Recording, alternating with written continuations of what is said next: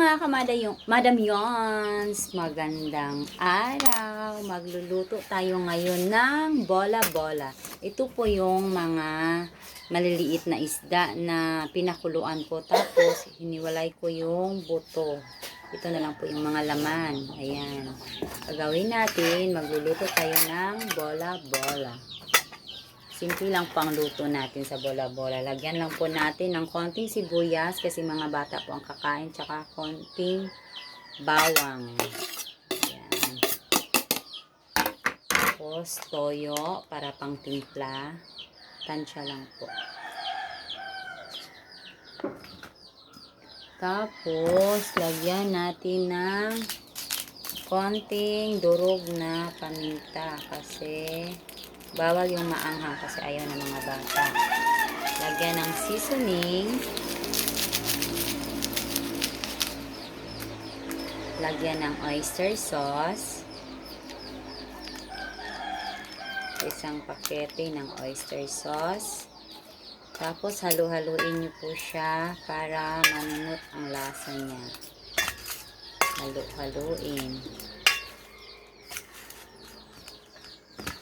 Ayan. Parang kulang sa sauce. Toyo. Lagyan na ulit ng toyo.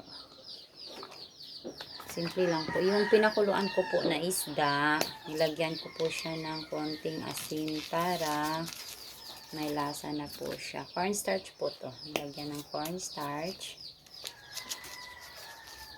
Tsaka egg. Isang pirasong egg. Pwede na yan. Para lang hindi maghiwa-hiwalay ang inyong bola-bola. Tapos, haluin nyo po yan ng maigi. Tapos, habang naghahalo po kayo niyan, mag-init na po kayo ng mantika sa kawali. May nakasalang na po ako dun sa kusina ko.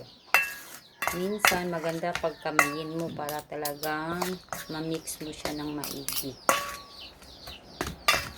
Pero, para malinis tingnan, kutsara ang gagamitin natin. Ayan, hahaluin lang po yan. Halo-halo lang po. Mix, mekos lang. Po. Mekos.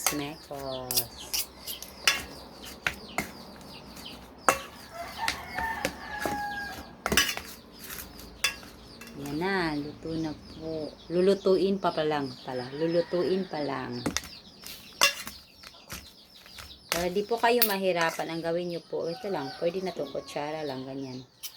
Ibilugin nyo, tapos ilalagay sa kawali. Okay? Magluluto na po tayo. Lagay natin sa kawali.